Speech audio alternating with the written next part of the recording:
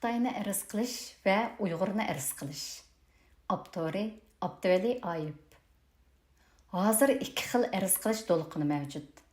Biri xalqaro harakat qo'zg'ab, Xitoyning ustidan munosabatlik davlat va xalqaro sudlarga əriz sunish. Buni Dünya Uyğur Qurultayı vakilligidagi tashkilotlar Xitoyning ustidan qildi va qilyotidi. Birinchi ərizning hukmi chiqdi. Xitoyning irqiy qirg'inchilik va insoniyatga qarshi jinoyat shakllantirganligi hukm qilindi. Ikkinchi sud dal Olimpik boshlangan kuni ochiladi. Uchinchi arz Angliya tamojnasining ustidan qilingan bo'lib, Uyg'urning qinidan bitgan mahsulotni chegaradan kirgizganlikka qarshi qilingan. Yaqinda arzning natijasi chiqadi. To'rtinchi arz Kanada tamojnasi ustidan qilingan bo'lib, u arzmi jiddiy davom qiladi. Yana bir arzmi jiddiy tayyorlik bosqichiga kirdi. U arz Dünya Uyğur Qurultayı ustidan qilinyotidi. Ularning arzni sundigan birinchi dargohi Dünya Uyğur Qurultayı va boshqa Uyg'ur tashkilotlarini qo'llaydigan ellar va organlar. Dünya Uyğur Qurultayı qarshi birlashgan 15 tashkilotning arzdan burun qilgan ishi imzo yig'ish. Ya'ni Xitoyga emas, Uyg'urga qarshi imzoliq xalq harakati qo'zg'ash bo'lgan edi.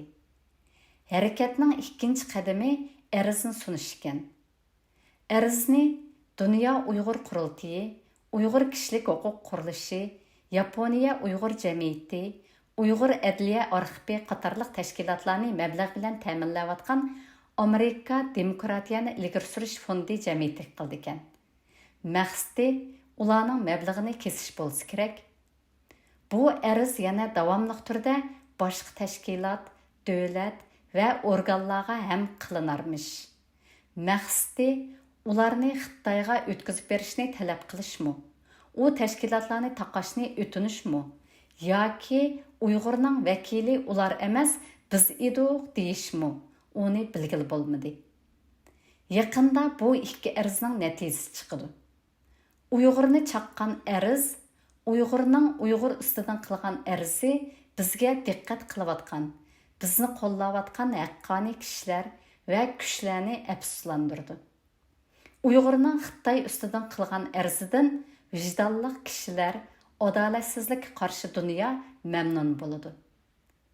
Xitoy ustidan qilingan arzda Uyg'ur qozongan g'alaba hammalarga yeyiladi. Dünya Uyğur Qurultayı Xitoy ustidan qilgan boshqa arzlarmi Uyg'urning foydasi, Xitoyning ziyiniga sabab bo'lgan yakunlarni chiqardi. Xitoy ustidan qilingan arzni dunyo matbuotlarda xabar qiladi.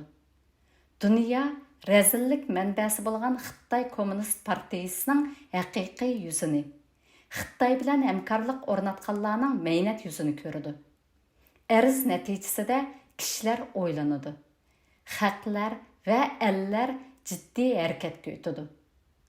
Uyg'ur Xitoyning dunyoni qarmallagan xatarlik tirnoqlarini yuladi, zaharlik tilini dog'laydi. Xitoy ustidan qilingan arzdan Xitoy chichangshiydi, g'aljirlashidi. Itlarga texmi ko'p so'ngaklarni berib tishlatadi. Uyg'urning ustidan ko'zbo'yamchilik bilan qilingan arzni hech bir xalqaro matbuotlar xabar qilmaydi. Undaq arz sabablik hech bir davlat, organ va xalqaro tashkilotlar Uyg'urning haqqoniy da'vosini qo'llashdan voz kechmaydi. Xuddi Xitoydan chiqayotgan tashviqot videolarga hech kimning mo'yi tavermagandek, undaq arzmi hech bir natija qozona olmaydi. Bu ishmi tug'umchan surgun dokumentga o'xshash bir chaqchaq temasi bo'lib, so'rinlarga tariladi. Muhojiratdagi Uyg'urning istiqboliga qarshi harakatlarga misol bo'lib, tarixga yoziladi.